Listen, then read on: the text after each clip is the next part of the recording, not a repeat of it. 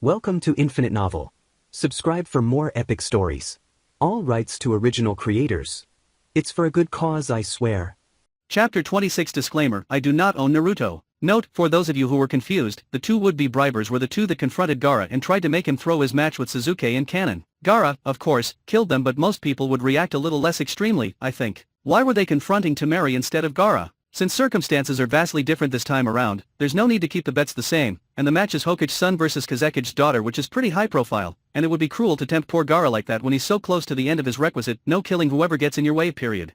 I'm just going to warn you now, Temari said conversationally. If you give me a match that even vaguely resembles my previous one, we are going to have problems. I wasn't actually here for your previous match, so perhaps you could tell me what happened, Naruto suggested. I'd rather not, Temari said shortly. But suffice to say, if you drag this on for hours or surrender right when it's obvious you're seconds away from winning, then so help me. Don't worry, I don't have the patience for anything like that, Naruto assured her. I didn't even have the patience to watch Shikamaru's match. And the no ridiculous surrendering, Temari prompted. Weren't you paying attention during that last match? Naruto asked. I have a match with my epic rival coming up. Temari rolled her eyes. That's assuming he doesn't lose to Gaara. Or Sakura, Naruto said, hoping at least mentioning the possibility that Sasuke wouldn't wipe the floor with her would keep him off her bad side. Now that you guys have settled that, Obito said, let the second match of the second round of the Chuunin exam finals commence. I still can't believe you're counting Gaara coming down here as a match, Naruto said, shaking his head ruefully. I can't believe you can't believe it, Obito returned. We went over this earlier, there are no free rides. Gaara's just lucky his opponent was such a lightweight.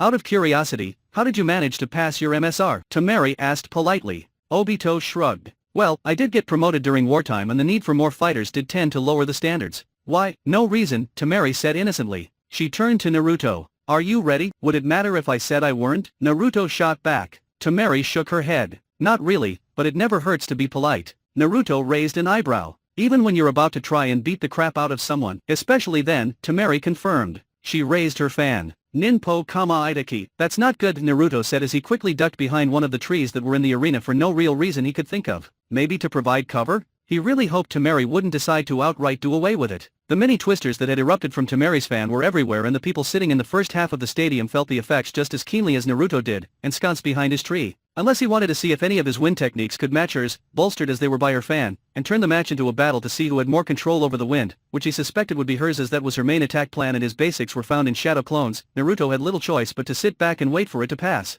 Once the wind had dissipated, Naruto stepped out from behind the tree. Impressive, he said. I would say the same, Temari said dryly, but hiding behind a tree is a little lame for my tastes. There's nothing wrong about avoiding a powerful and stadium-affecting jutsu, Naruto defended. Sure, I could have just let it hit me or try and counterattack, but waiting for it to pass before making my move is ever so much more sensible and, dare I say it, Chuunin-like. You're fishing for a promotion, Temari accused. Naruto shrugged. Aren't we all? Think fast. With that, he hurled a kunao at her. Temari raised her fan and almost lazily blew it away. Did you honestly think that would work on me? Not really, no, Naruto admitted. And even if you weren't so proficient with wind, a single kunao probably wouldn't have hit you once you'd seen me throw it, but it never hurts to try. Well, you had your chance to counter and you wasted it on a kunao throw that you up and warned me about, and so now it's my turn, kama Itachi no jutsu. Naruto decided that it was quite fortunate indeed that he'd only just stepped out from behind his trusty tree protector and quickly sidestepped the attack by moving once more behind it. He crouched to the ground to give her winds less of a target. Besides, he knew that attack. If he let himself get caught in it, it would carve up his body like hundreds of invisible blades. Will you quit running away? Temari demanded. Hey, I haven't moved, Naruto defended. You're the one who can't be bothered moving so as to force me to move if I don't want to get hit. Temari sighed. Excuses, excuses. Since we seem to be operating under a turn-based combat system at present, allow me to go next, Naruto said. Kage Bunshin. Temari eyed the three clones that suddenly appeared behind her opponent curiously. What could you possibly use those for? I know when you fought Lee earlier you attacked him while he was trying to find the real you, but all I need to do is send some wind your way and see which ones to spell. That tree isn't big enough to fit four of you, after all. Naruto nodded. You have a point, but then again, there is more than one tree available. And who's to say that I would even bother protecting them when I could just summon more? All of that is moot, though. Really? How do you figure that? Temari asked. My clones have their own way of protecting themselves, Naruto informed her as the three Kage Bunshin disappeared in a whirl of leaves and reappeared a few feet behind her and to each of her sides. What dash? Temari began. Naruto didn't give her a chance to finish, though, as he and his clones quickly formed a Rasengan, just the unfinished version because God knows he didn't want to risk killing her, and sent it her way. I'm actually not sure if you could redirect one of those, he confessed, but good luck redirecting 4 of them. Since just getting hit with one Rasengan was almost guaranteed to cause serious injuries, Naruto put less chakra into it than usual and hoped Temari would dodge at least one of them. Temari raised her hands, possibly to attempt a shunshin of her own, possibly to try and stop herself from getting hit by all 4 of them, when a cloud of dust blown up by the attacks blocked his vision. When the dust cleared, Temari was still standing, but it was clear that she'd been hit,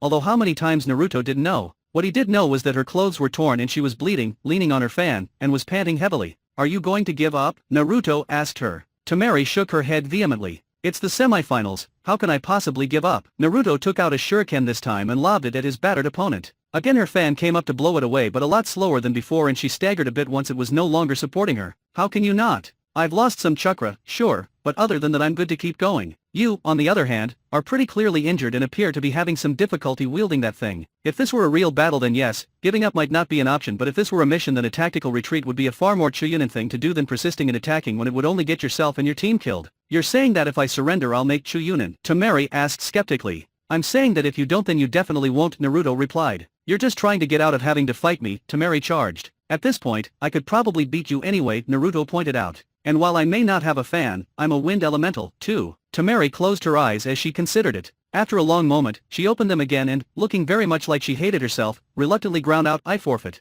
"I can't believe he used 4 Rasengan on her," Minato exclaimed. "That girl could have been killed. I know that that's a risk in the exam and everyone signed the waiver, but it's still overkill. I mean, 4 Rasengan. At least he had the sense to just use the initial form," Kakashi consoled him. "Initial form?" the Kazekage asked, trying not to sound too curious. "Alterations to jutsu are made all the time," Kakashi answered, wondering what the best way to avoid having to answer without ignoring the question or outright telling the foreign leader to mind his own business, which was sure to go over poorly. "Size, shape, color." Itachi blinked. "Color, ah, yes. It's actually Sasuke's fault that Naruto's been experimenting with that," Kakashi replied. "How so?" Itachi asked. Kakashi sighed. "Naruto thinks it's cheating to be able to determine the attack range of a jutsu through the color, which Sasuke can do. I don't think Naruto really needs to bother because it's not like the two don't spar often enough that they don't know practically all of each other's moves, and unless things go horribly wrong they won't ever have a serious life or death fight against each other. But what can I say? Naruto has a lot of free time, and with his Kage Bunshin he has even more. My son seems to have an extremely well-developed sense of fair play," Minato noted.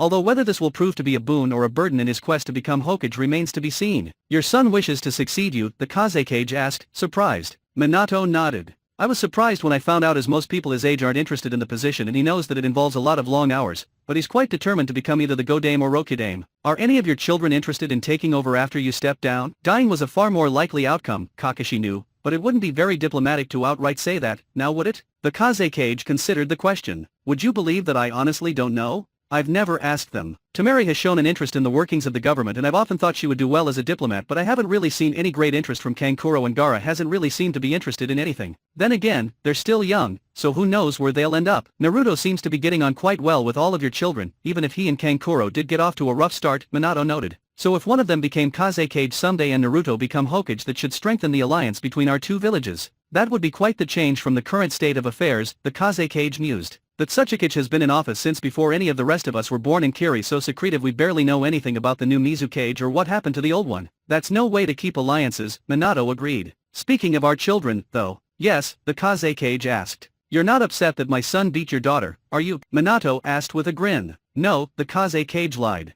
Naruto waited with Temari while she got examined and patched up by the medic standing by. Granted that medic was only supposed to get involved in the case of a life-threatening injury that needed to be treated immediately or couldn't be moved, and Temari really should have gone to Tsunade, but she didn't want to miss the rest of the matches. After giving up arguing with her, the medic healed what he could and released her back to the balcony. "So why did you wait?" Temari inquired as the pair began the long trek back to where the others were waiting. "I mean, it was thoughtful, but I thought you were worried that your friends were going to be fighting." "Oh, no, I got that taken care of," Naruto replied cryptically. "And I'll confess I had possibly slightly less than altruistic motives for waiting." Temari raised an eyebrow. "Oh, I may need a human shield," Naruto told her sheepishly. Temari crossed her arms. "I just finished one match. I'm not going to take a hit for you because you pissed someone off." "Oh, they wouldn't attack you," Naruto assured her. "They'd just try and get me out from behind you." Temari was about to ask who he'd managed to piss off badly enough he'd rely on a still injured person as a means of protection when she reached the balcony and saw Sasuke, Sakura, and Kiba floating a few feet apart in sand cocoons. That answered that question. "Thanks, Gaara," Naruto said gratefully. "You're a lifesaver."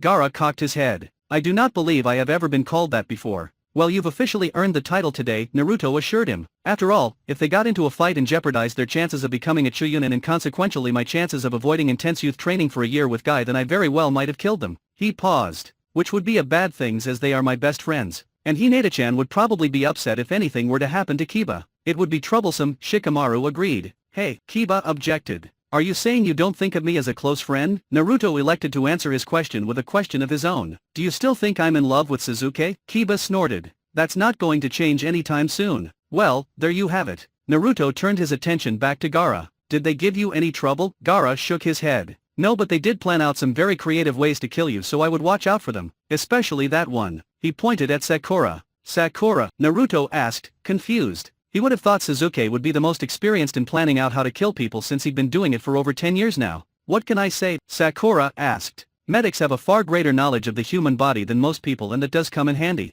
I mean, just look at Kabuto. Kabuto, Shino inquired. The genin that gave up before the preliminary round. Chapter 27 Disclaimer: I do not own Naruto. Note, again with the massive Sakura support. I'm really not sure what to make of that. Maybe it's because she's the long-suffering and vaguely sane one? Although compared to the likes of Naruto, Sasuke, and Kakashi, that's really not saying much. Not to mention she hasn't been in the manga doing something quizzitonable in at least a month. Oh, and Sasuke, Sakura, and Kiba were plotting Naruto's death because they were annoyed he immobilized them during his match. Sasuke had to admit, he was a little curious to see how good Sakura actually was. He hadn't seen her go all out in quite a while, not since he returned to Konoha. Since coming back, he'd seen her against Zabuza, but since she was fighting alongside him, Naruto, and Kakashi, it was a rather short battle. He had seen her against Hinata, but thanks to Naruto's plea that was more of a test of dodging and endurance for his teammate. Then of course there was the fight with Neji. If it landed the prodigy in the hospital, it had to involve some effort on her part, but Sasuke knew next to nothing about, as Naruto hadn't felt the need to hurry his lunch up in the slightest. Of course, throughout the entire course of their association, Sakura had never been able to beat him, and there really wasn't any way she was going to start now. The question was she going to make this match worth his time? Let's try and at least make this match last as long as the one with Kiba did, Sasuke suggested as he and Sakura descended the stairs together. Sakura stopped and turned to glare at him. Do you honestly think that fighting me could possibly take less time than taking out Kiba? I mean, don't get me wrong, he's fairly talented and all, but he's only been at this for a few months. I've spent years on this. Sasuke raised an eyebrow. So you're saying that you think you can manage it? Yes, I can manage it, Sakura growled. Are you sure? Sasuke asked innocently. Because if not, I'm sure that I can get Naruto to eat up time if need be. God knows that will probably end up happening anyway, Sakura informed him, seeing as it has happened every other match so far. Well, except for the last one, but that was because Naruto was actually fighting. He did it during the Lee one though. That's an excellent point, Sakura, Sasuke replied pleasantly. It won't even look suspicious at all. And there are so many options to choose from. I could always say a double entendre involving Naruto and get Kiba all excited, or maybe remark that Naruto and Temari are spending an awful lot of time together and watch Naruto try and insist that Shikamaru and Temari will end up together while disturbing Temari due to the fact we're all 12 or 13. Of course, that's likely to get Kiba back in fanboy mode again, too. That's really not necessary, Sakura insisted, shoving her hair behind her ears angrily. If you're certain, Sasuke agreed, stepping out onto the stadium floor.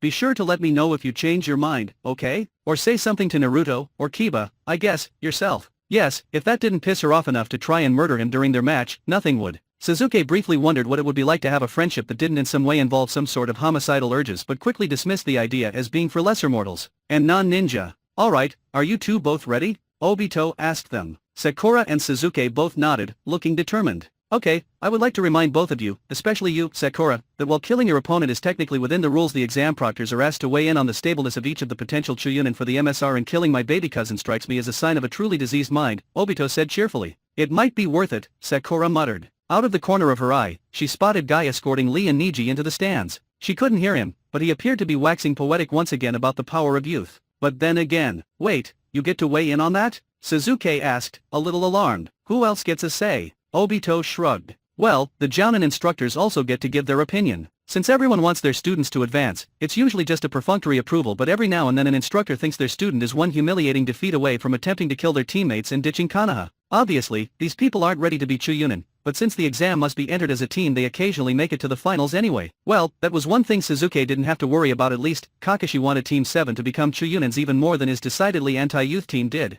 Obito waited to see if there were any more questions. After a moment, he continued with, now that that's settled, begin. The moment the words were out of Obito's mouth, Sasuke found several sharp objects hurtling quickly in his general direction. Sasuke was forced to activate his Sharingan in order to avoid all of them. Normally, he would have had his Jujutsu activated from the start, but annoying Sakura and worrying about who exactly was deciding how sane he was, and were Ibiki and Anko really the best judges of sanity? At least Anko liked him, had distracted him. On the bright side, Sakura would probably take it as yet another sign that he wasn't taking this seriously. Sasuke, Sakura called sweetly. Yes? Sasuke answered cautiously. It occurs to me that it would be remiss of me not to let you know ahead of time that should you use your Tsukuyomi on me during the match, I swear to God I will be withdrawing from the exam, Sakura warned. Sasuke crinkled his forehead. Can you withdraw after you lose? Because you know that should I trap you in my Tsukuyomi you will lose the match. I know, Sakura nodded. But will they really make me a Chuunin if I go to them and let them know that I don't want to be? Or failing that start cackling maniacally? Sasuke's eyes widened in horror as he realized just what exactly she was threatening. You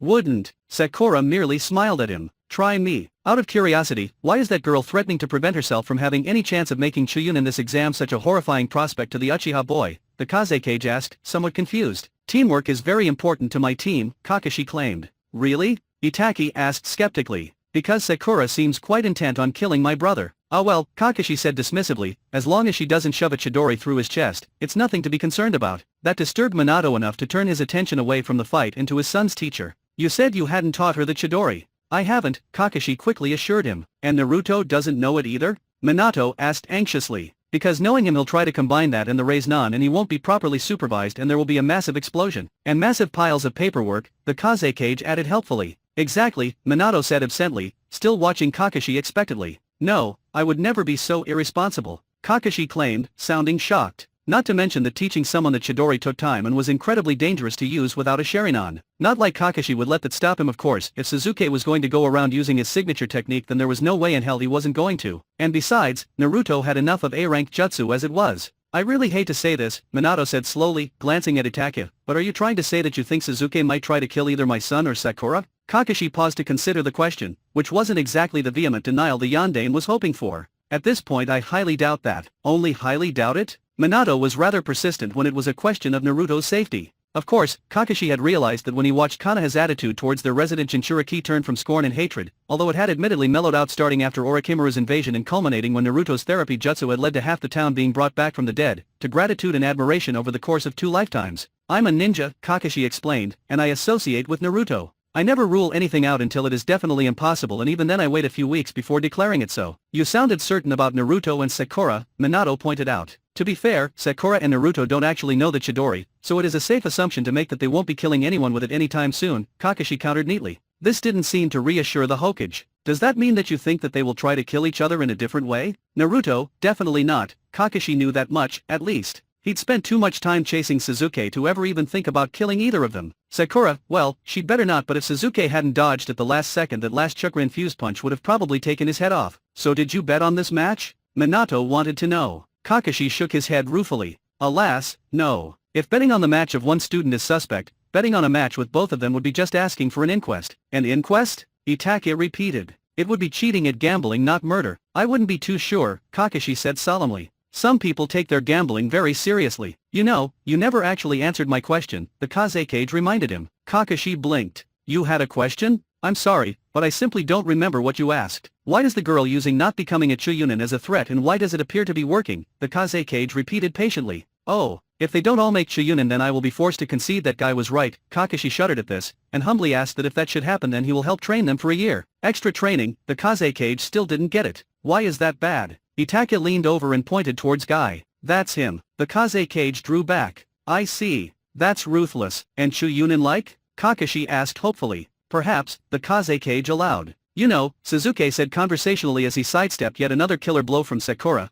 this really isn't the way to make Chuunin. That's fine, I can always take the exam with Ino and Koji should Shikamaru pass, Sakura replied. Sasuke knew he couldn't block her without risking serious injury, even if he wouldn't admit it, so he'd been mostly just dodging thus far. That won't save you from Guy, Sasuke pointed out. Unless I was to hear another rant on youth right now, I feel that it would be worth it, Sakura decided. Naruto will never forgive you, Sasuke tried. Sakura shook her head. He's forgiven you for worse, which is why he would be pissed if you killed me, Sasuke replied. He paused. Although the youth training would get to him as well, Sakura narrowed her eyes as she continued to fail to land a solid hit. And speaking of Naruto, I'm starting to agree with him on the whole Sharingan is cheating thing. Hey, you should just be happy that I haven't switched over to the Mangekyo Sharingan yet, Sasuke informed her. After all, no Tsukuyomi doesn't necessarily mean no Amaterasu or Susanoo. In such a crowded stadium? Sakura scoffed. That's just asking for disaster. You know I can control the flames and Susanoo's far safer to use now than when I first got it, Sasuke objected. That's really not filling me with confidence, Sasuke, Sakura said flatly.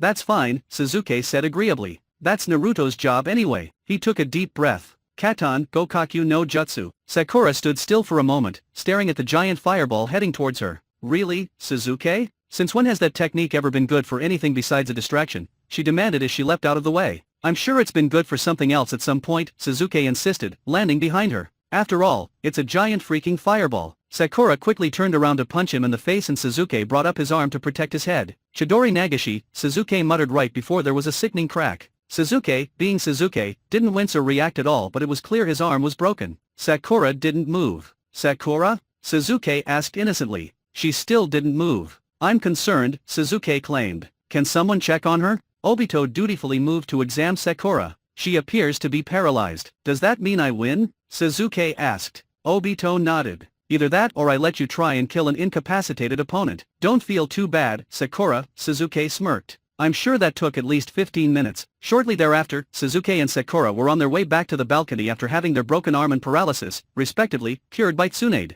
I thought you weren't going to use the Chidori on your friends anymore, Sakura said to break the silence. Technically, I only promised not to use it on Naruto anymore, Sasuke pointed out. Sakura rolled her eyes. You knew what Kakashi was asking. True, Sasuke admitted. But the Chidori Nagashi doesn't kill, it just paralyzes, and the only reason I'm not supposed to use the regular Chidori is because it is supposedly an assassination jutsu, even if it will blow your cover the second you use it. So if you had to rely on a variation of a forbidden technique, does that mean that you weren't disappointed with the match? Sakura inquired. Maybe, Sasuke admitted grudgingly, not liking where this was going. And does that mean you're going to stop insisting, implying, or referencing me sucking? Sakura pressed. Sasuke didn't say anything. Sasuke sighed theatrically. Fine, although I make no promises about referencing because honestly, before I left, I suppose that we'll have to do, Sakura decided reluctantly. As they reached the top of the stairs, they heard Naruto saying, for the last time, yes, I'm sure that we made sure to mention that attempting to kill your friends is generally a bad idea. I'm just concerned that you used the word generally instead of always. Subscribe to Infinite Novel for more adventure. Chapter 28 Disclaimer, I do not own Naruto.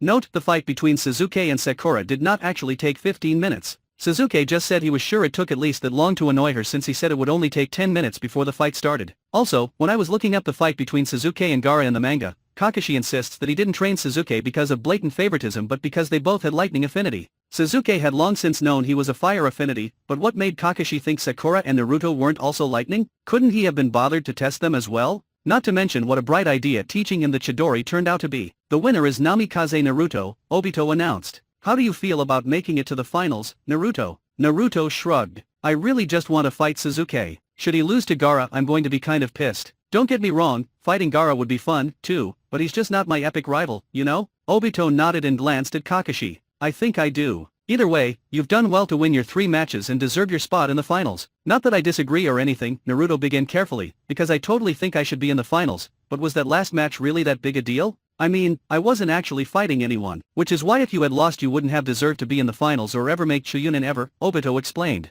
Well, yeah, but what would happen in that case? Would whoever won the next fight have a bye for the finals, or would that match automatically be the finals? Naruto queried. You know, I don't know, Obito confessed. Fortunately, we do not need to worry about that, seeing as how you've proved successful in your fight against the elusive Bai. Seriously, you're having way too much fun with this, Naruto said bluntly. What am I supposed to do? Obito demanded. Just stand here and stop you guys from cheating too obviously or killing each other unnecessarily? That does sound like the job description for exam proctor, yes, Naruto agreed. Well, too bad. Those are really more like guidelines anyway, Obito insisted. Now hurry up and go back to your friends. It's time for Sasuke to go up against Gaara. What are you writing? Kakashi asked, watching the Kaze Cage scribbling furiously on a piece of paper. It's now the second match of the semi-finals, the Kaze Cage explained. By now, we've all gotten a pretty good idea of who should advance and who should try again in 6 months. I'm just making my recommendations and listing my reasons why or why not. There are still 2 more matches, though, Minato pointed out. And given that they are between Sasuke and Gaara and then the winner of that fight against Naruto, I'm sure they'll prove to be spectacular. True, the Kaze Cage allowed. But I can always edit my recommendations later.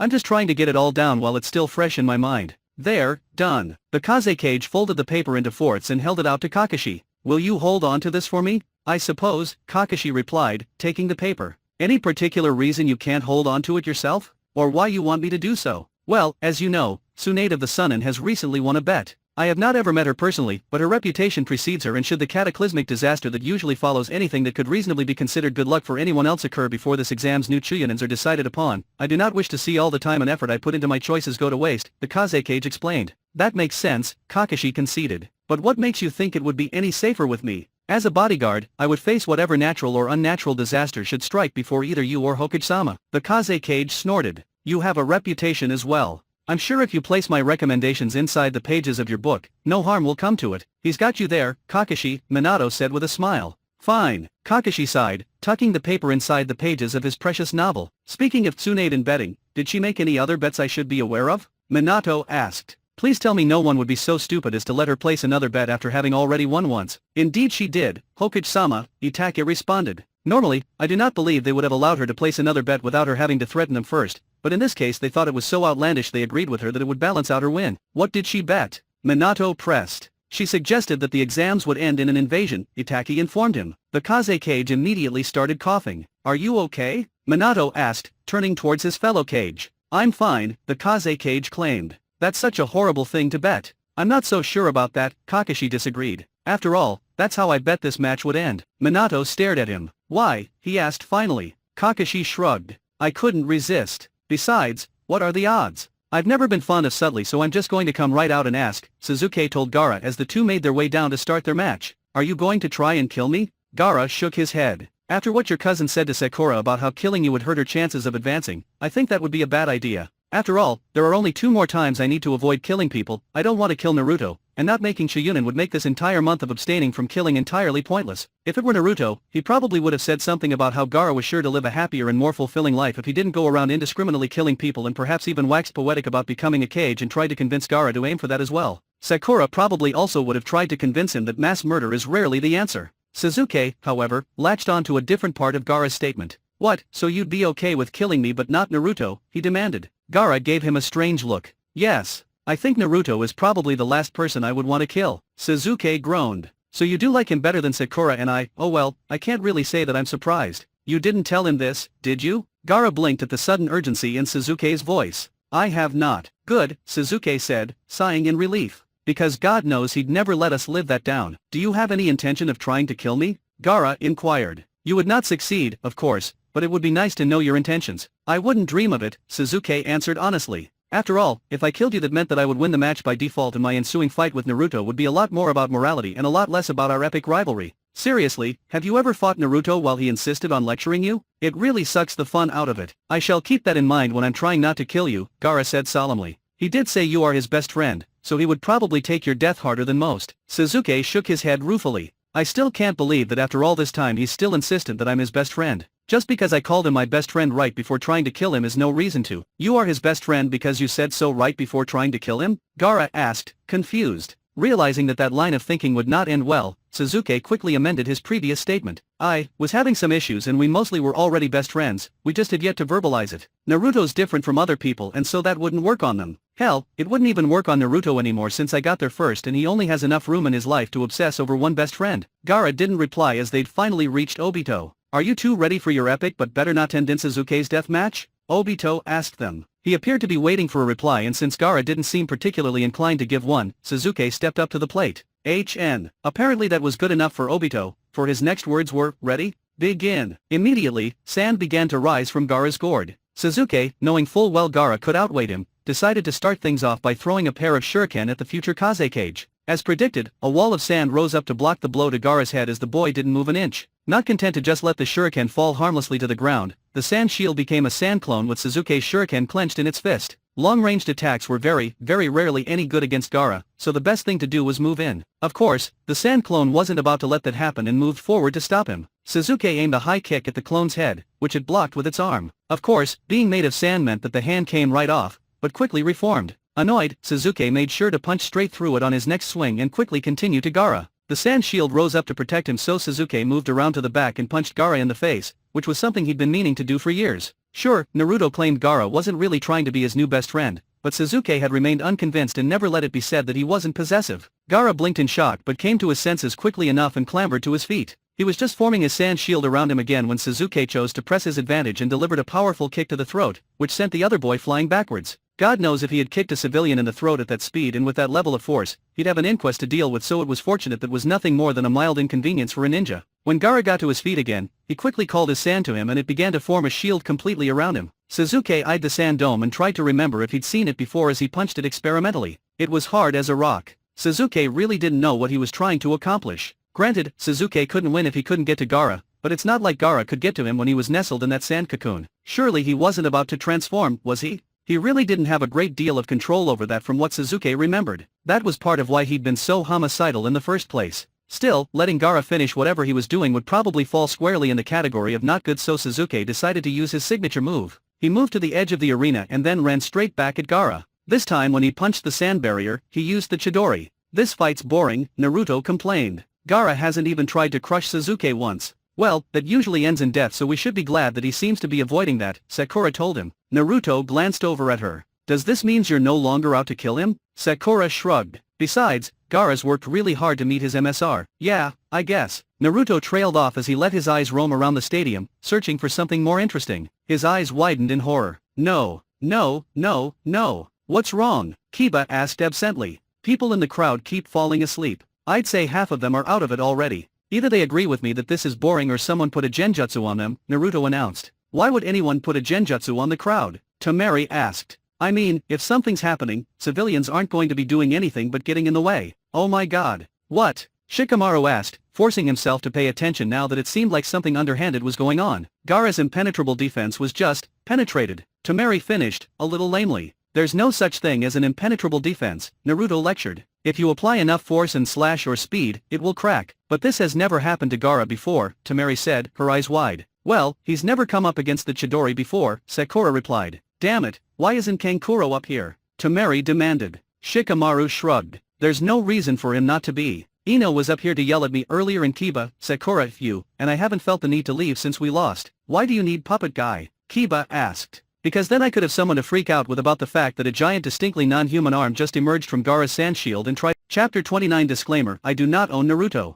Note: okay, apparently some people were confused by what was going on last chapter. Basically, when Naruto noticed people falling asleep, Kabuto then began to put a genjutsu on the crowd. At first in the manga, they were just doing it to individual people, but eventually they used a widespread one that made it look like feathers were everywhere, which the main characters noticed. Sasuke's Chidori cracked the sand shield in Gaara, in mid-transformation, and Temari was worried because Gaara doesn't have much control as it is, less alone when transformed, but since she can't commiserate with the absent Kankuro, Naruto, who also has had problems controlling transformations once he gets past 4 tails or so, offers his commiserating services. Gaara mildly freaks out about the fact that Chidori hurt him but doesn't want to be seen as too unstable, so he's pretending Shikaku isn't giving him problems. At that point, Kabuto uses his stadium-wide genjutsu, and while Kiba falls prey to it, the others dispel it. Naruto's going to see if Sasuke needs help and that they should do next, and Sakura's going to try and spread the word about Orochimaru. They don't actually know if he really replaced the Kaze cage, but if they can convince the Suna shinobi they might stop attacking. Kiba and Shikamaru offer to go with her and also to help rouse the other genin. Temari is concerned about Shikaku and doesn't want to have to fight her way through everyone in the box, and Naruto already beat her, so she doesn't mention she's part of the invasion. Someone did make a good point about Kakashi/Tsunade bet. Tsunade seems to have no trouble winning when Kakashi makes the same bet. P. Minato stood up to see why someone had put a large-scale genjutsu over the crowd when someone put their arm around him. Immediately, he took out a kunao and stabbed the offending arm before breaking free. Turning to face his molester, he saw the Kazekige's hand bleeding. "Is there a reason you just grabbed me?" Minato asked the Kazekage, a little disturbed. "Because the only reasons I can think of for your actions are you were trying to kidnap me or trying to grope me. Relations between cages really wouldn't end well," Kakashi opined. "And I've never seen him interested in anyone but Kushina anyway." "I was not trying to grope you," the Kazekage insisted. "One of these days people are going to realize I'm not a pedophile, and if I were you would be far too old for me." "So you were trying to kidnap me?" Minato asked, raising an eyebrow. "You would try to steal the Hokage away from the heart of Konoha? That is the height of foolishness." "I was actually just trying to take you to the roof so I could kill you," the Kazekage explained. "And we couldn't fight here because dash?" Minato questioned. "It's kind of cramped," the Kazekage explained. "Not to mention it would be difficult to set up the barrier." "It's not like I'm going to be running from a fight with you, Kazekage-sama," Minato assured him. "That would endanger my shinobi, and dealing with you is my responsibility." "What do you honestly hope to accomplish with this attack?" "Isn't it obvious?" the Kazekage returned. "I'm trying to start a war." "A war?" Minato repeated. Because the Wind Daimyo has been favoring Konoha recently and cutting back on Suna's forces? The Kaze Cage laughed. That is the rhetoric I used to convince the old fools on the council, but no, I just want to destroy Konoha. In fact, I even joined a club devoted to that very purpose. You know, Kakashi said casually, deciding to see once and for all whether or not things had changed since the invasion was still on and had, ironically enough, started during the exact same match. I get that you're bitter, but if you had just put on that damn necklace you might have stood a better chance. You really shot yourself in the foot there. Minato's eyes widened. Necklace? You mean, Orochimaru? There was a dark chuckle. Who else? I can think of a good dozen and a half people who would pull something like this off the top of my head, Kakashi offered. Be that as it may, it is me, the rightful Yondaime, the Kaze Cage declared, ripping off his face to reveal that he was, in fact, Orochimaru. I could be wrong, Minato said dubiously, but I'm fairly certain one of the job requirements for Cage is a lack of desire to kill your people and destroy your village. I knew I was missing something, Orochimaru deadpanned. By the time Naruto and Temari reached, Sasuke and Gaara, Beki and Kankuro were already there. Thank you so much for leaving me alone up there to freak out about Gaara not following the plan, Temari fumed, smacking her puppet-obsessed brother on the head. Hey, it's not my fault. Kankuro protested. I didn't make the finals, remember? Which was totally your own damn fault for not taking this seriously, Temari reminded him. And little details like don't belong in the box didn't actually stop anyone from Konoha. Well, to be fair, those people are crazy, Kankuro replied. Hey, Naruto objected. Do you still think I'm evil? Kankuro demanded, turning to him. I forget, Naruto confessed. Kankuro turned back to his sister. Case in point. Gaara, do you remember the plan? Beki asked urgently. Gaara ignored him. Gaara? Beki tried again. Obito sighed. Hold on. He stepped between the still fighting pair. You guys can stop fighting. The Chuunin exam is over. Good, Gaara said. Because I swear, this headache is getting really bad. Did I win? Sasuke demanded. Because if I didn't win and the match is just over, then I refuse to acknowledge that. Obito rolled his eyes. Fine, yes, you won because Suna appears to be invading. And Oto. And a couple of Umbu, but they are probably spies if not outright invaders who stole Umbu masks. Do you remember the plan, Gaara? Beki asked again. Gaara nodded. Yes, it was wipe out the Oto shinobi, right? Did Gaara just defect? Kankuro asked, stunned. Temari sighed. Probably. I don't get it, Kankuro murmured. He's always hated Suna and now he loves Konoha? I'm not surprised, this has been coming on since Naruto decided you were the evil one, Temari told him. I'm nearly positive he hadn't defected when we got up today. Why didn't you stop him? Kankuro asked accusingly. He didn't say anything until right before Sasuke and Sakura's fight. Temari defended herself. And how was I supposed to stop it? They're nice to him. Trying to make him leave so as not to get influenced wouldn't work, as we can't make Gaara do anything, and it would only serve to further contrast our behavior with that of the Konoha shinobi we know and push him even further to their side. Beki shook his head. No, it was wipe out the Konoha shinobi. The ones with the misshapen leaf on their forehead protectors instead of the random musical note. Gaara cocked his head. Really? Because I could have sworn when I heard about the plan it was Oto shinobi. If the Konoha thing is a last-minute change, you should know I do not do well with those. No, it was always killing Konoha shinobi.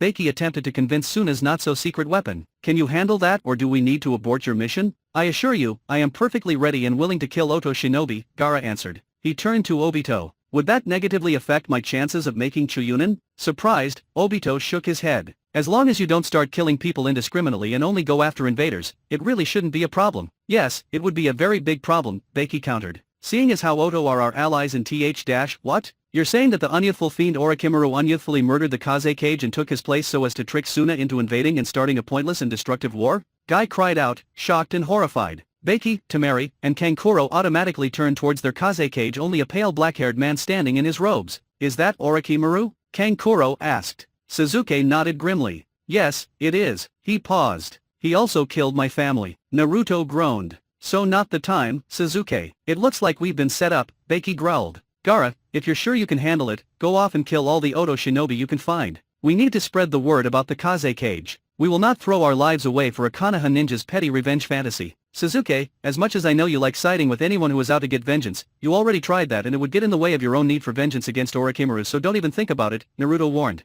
I won't, Sasuke promised. After all, while some may not think preventing us from fighting is enough cause to kill someone, well, I've sought vengeance for less. Sakura, I am impressed that you've already managed to kill 10 Oto shinobi, Guy complimented. You seem quite youthful in your eagerness to help keep Konoha safe. I didn't get to work out all my frustration with Sasuke during our match, Sakura explained. And ruining the tournament just so we could invade, would it really have killed him to wait? Now I'm going to have to deal with a pair of pissed-off preteen boys. I am not really sure that I can properly sympathize, as the adorable Lee and Niji are not really ones to get pissed off, Guy told her. But whatever helps you keep our home safe. If it's true about Orochimaru, then do you think Hokage-sama be okay? This is really serious. He survived raising Naruto with his sanity more or less intact, didn't he? Sakura replied with a grin. That's not a task for the faint of heart. And besides, he's the Hokage, the leader of the village of Konoha. He's not going to go down easily. Okay, we woke up the others, Kiba announced, running back to them, followed by Ino, Koji, Hinata, Shino, and Team Guy. You mean I woke them up, Shikamaru corrected, lazily making his way back as well. I helped, Kiba insisted. I made sure no one attacked you while you were reviving them. Troublesome, Shikamaru muttered. I should have just gone with my original plan of pretending to be unconscious. I might have even gotten a nap out of the deal. Then why didn't you? Kiba challenged. Is it because you realized that you really want to help protect Konoha after all? No, Shikamaru shook his head and yawned. I just realized that since there are 3 other people with me who could dispel genjutsu as well, one of them would have probably tried to wake me up. Probably Naruto, as he is the most troublesome. You all proved that you are all either ready to become Chuunin or on your way, Guy told them seriously. Even though you are all only genin right now, we need you to help defend Konoha. Can you do that? The genin nodded determinedly. I've got to get back to my team, Sakura said apologetically. I'm sure you guys can handle things up here, and I'm also equally sure that they are going to do something stupid. Since God knows I'm somehow the responsible one, I need to make sure they don't get themselves killed. Guy gave her a considering look before nodding. All right, be careful getting down there. Now, the rest of you, listen up. I must confess, Orochimaru said, I would so rather be facing the Saname so I could kill him for his betrayal. His betrayal? Minato couldn't believe it. You were the one who was experimenting on not only Konoha citizens but children, babies, even. I should have been Hokage, Orochimaru growled. He took away my rightful position. I can't blame Jiraiya, I suppose, for wanting his student to become Yondaime. That was his goal since before I met him. Tsunade, I might need later so I can't seek vengeance on her. Youth though, if it weren't for you Sarutobi-sensei would have had no choice but to choose me. And what then? Minato shot back. You would have destroyed us in your mad quest for power. Maybe, maybe not, Orochimaru said dismissively. I didn't come here to talk about the past. Could have fooled me, Kakashi muttered. I may not have the ideal battleground but I still don't want any interference. Now, my sound 4, put up the barrier, Orochimaru ordered. Minato glanced reflexively around the cage box only to see that the shinobi with Orochimaru lay on the floor unmoving. What, why aren't they putting up the barrier? Orochimaru demanded. Itachi killed them 10 minutes ago, Kakashi informed them, sounding bored. He would have helped, but the younger shinobi seemed to have it well under control and it seemed kind of poetic to have Itachi killing the ones who had, in another life, tempted Sasuke away from the relative safety of Konoha and towards training with the seriously disturbed Orochimaru and, eventually, ending up with the Akatsuki. Itachi had always been better at silent killing than he had, anyway. Maybe if you were less caught up in your little grudge match, you might have noticed. It doesn't matter, Orochimaru decided finally. I'll kill you either way. Minato responded with the decidedly hostile shuriken cage bunshin no jutsu. One shuriken became dozens and were all flying straight towards Orochimaru. He couldn't possibly avoid them all. Orochimaru clapped his hands together and asked, have you seen my Kukiyos Edo Tensei? It took ages to master, but I consider it well worth my time. It may have taken some sacrifices, but their uselessness failed me anyway and maybe now we can show Sarutobi-sensei just which one of us deserved the title of Yondaime more. A coffin sprang up in front of him. You know, just the fact that if Minato-sensei had lost he wouldn't be throwing an epic hissy fit and trying to kill everyone makes him a better candidate, even should you win this fight, Kakashi couldn't resist pointing out. Orochimaru glared at him. Nobody asked you. No, but if you're planning on asking the Sandaime he'll just tell you the same thing, Kakashi countered. Albeit, he'll be a lot sadder and more disappointed than I am. A second coffin sprung up and then a third but Minato. Chapter 30 Disclaimer, I do not own Naruto. Note, Minato didn't expect Orochimaru to summon coffins and so the first one took him by surprise. He did manage to stop the second one and Orochimaru brought up the second Hokage, then the first, and finally the third. Also, Kakashi wasn't at the fight originally and is the only person on their side who knew what happened died before telling anyone how Orochimaru was controlling the Hokages. He doesn't actually know how he's planning to do so. In canon, Sarutobi managed to stop one of the coffins, too, which was probably the Yondaime and if Orochimaru could summon him then he could summon Sarutobi. Also, I'm thinking of just announcing at the beginning of stories that they are parodies because people do actually review saying that they think the story is unrealistic and then review again a few chapters later saying they didn't realize it was a parody. Although if that wasn't clear then maybe that's a whole other problem. Thanks again for doing this, Kakashi said again. Seriously, you've just saved me many an accusation of murder. That's quite alright, Sarutobi assured him. And really, I don't think I want to know. If you two are quite done with it then it's time to move things along, Orochimaru announced. He took out 2 kunai that had seals attached to them and plunged one into the back of each of the former Hokage's head. Feel free to resume your true appearance now. They look cleaner, Minato noted. But other than that, pretty much the same. What did you do? The seal I put in them puts them directly under my control, Orochimaru bragged. And the nice thing about this resurrection technique is it's a form of immortality. Until I stop powering them, they will continue to exist here no matter what you do. If you remove a limb, it will grow back. Every time you knock them down, they will simply get up again. You can't win. So you're saying we need to kill you first, Minato said flatly, staring hard at his former compatriot. Orochimaru laughed.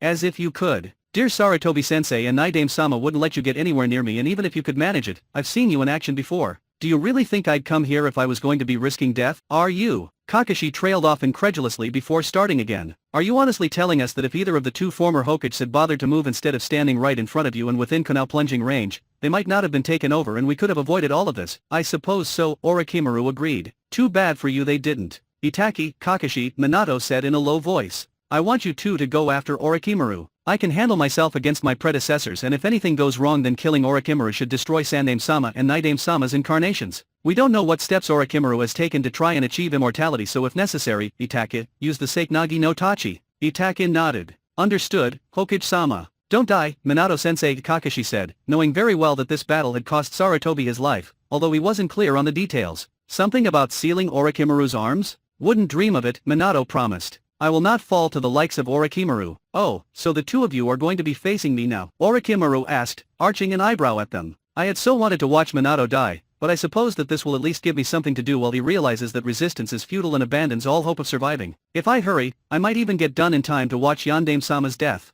You're confident, Itachi said quietly. Immortal people often are, Orochimaru replied. And I mean real immortality, not those parlor tricks of Haydn's. Why we're considering letting him join is beyond me. It would be so much easier if Kakuza just learned some self-control. If you're immortal and not even slightly worried about Minato-sensei kicking your ass, then why did you feel the need to summon two dead people to stand between the two of you? Kakashi asked innocently. I don't need to explain myself to the likes of you, Kakashi, Orochimaru sniffed. And you, I know who you are. Indeed, Itachi asked rhetorically. You're the one who pinned your massacre on me, Orochimaru exclaimed. My massacre, Itachi repeated. I'm afraid I don't know what you mean. I wasn't anywhere near Konoha that night and yet somehow everyone blames me for wiping out such an honorable and distinguished clan, Orochimaru hissed. The acclaim was appreciated, but being held responsible for wiping out such a powerful bloodline? I've come to feel it is not worth it. I fail to see how that is my fault, Itachi told him. Anko was the one who identified you that night. I'm sure she was, Orochimaru said patronizingly. That girl never did like me after I left. I think she might have abandonment issues.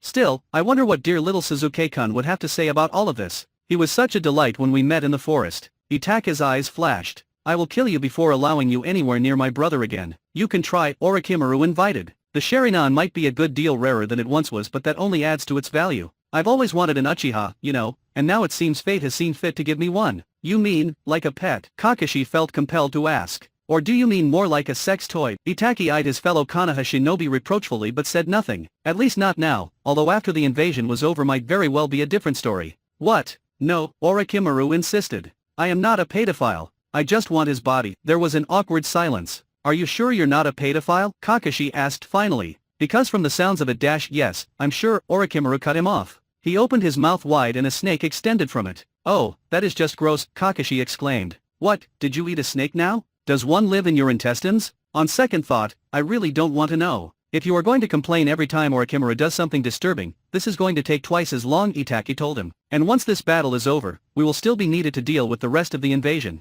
I know, it's just... Kakashi trailed off as the snake's mouth opened to reveal a blade that shot forward in his general direction. Once the sword was gone, the snake receded back into Orochimaru's throat and he shut his mouth. Jumping out of the way, Kakashi continued, if he was just going to use the snake to store the sword, why even bother with that? Is he just trying to be creepy? I know you can swallow swords without the aid of reptiles because God knows I've seen Anko do it often enough. Kakashi felt that even now, he still wasn't a match for Orochimaru. Minato definitely was, but he was a little busy at the moment. Even Sasuke had only managed to beat him because the Snake Sunin was already suffering the effects of his borrowed body's breakdown, even if Sasuke usually denied it. Not that that really reflected badly on either of them, except Sasuke really should have put himself in a position where he was so close to being assimilated, since Orochimaru had proven capable of standing up to Naruto when he was using four tails. Really, the only person he knew of to defeat Orochimaru in anything resembling a fair fight was Itachi, and he'd pulled it off at 13 or so, and thus Kakashi was perfectly happy to leave the snake fighting to the Uchiha and deal with the legendary sword himself. Unfortunately, said legendary sword had this annoying tendency to be able to slice through anything. Well, anything except multi-tailed Jinchuriki Chakra, and Kakashi was sadly bereft of that. Fortunately for him, tossing random kunai, exploding tags, or even jutsus at the Kusanagi no Tsurugai Kuno Tachi was enough to slow it down, as even though he was just essentially stalling, doing nothing but running away would be really embarrassing. It might even convince Orochimaru not to waste his precious sword on him and recall it, meaning he would be no help whatsoever.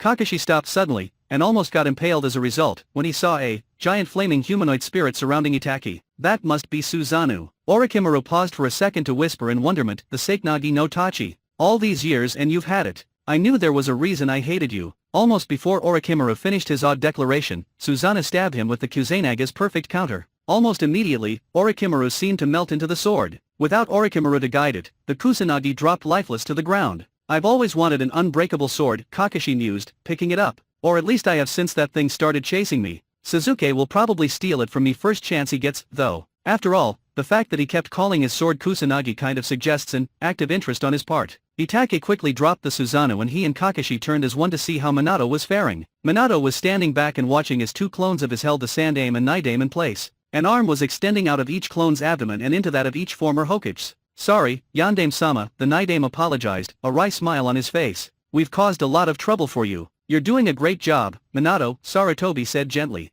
I knew made the right choice. I'm sorry, the Minato watching the exchange told them. Rest in peace. With that, the arms pulled the souls out of the two dead leaders and they collapsed onto the ground in a pile of ash and former sound shinobi. Such disregard for the lives of his followers, Minato said ruefully, shaking his head. Hey, if Sandaime-sama's soul was basically eaten by a Shinigami and then Orochimaru brought him here, does that mean Orochimaru inadvertently essentially saved him from eternal suffering? Kakashi wondered. Minato cocked his head. I don't know, that would incredibly ironic if it were the case. So Orochimaru's gone. Itachi nodded. Yes, Hokage-sama. I sealed him with the Seiknagi no Tachi. I was unaware you could use clones for sealing of that sort. Minato nodded. For people, yes, if you have enough chakra. For Baijiu, they are too powerful for that and need a living sacrifice or we all could have been saved a lot of trouble. I should have known that Orochimaru would prove useless, a cold voice remarked. Kakashi spun around to see Madara, looking very much like his avatar Tobi, causally leaning against a wall. But still, his fanatically devoted cannon fodder helped make this invasion possible. Madara, Itachi said finally. Why hello, Itachi, Madara greeted cordially. It's been years, hasn't it? I don't believe I've seen you since the massacre.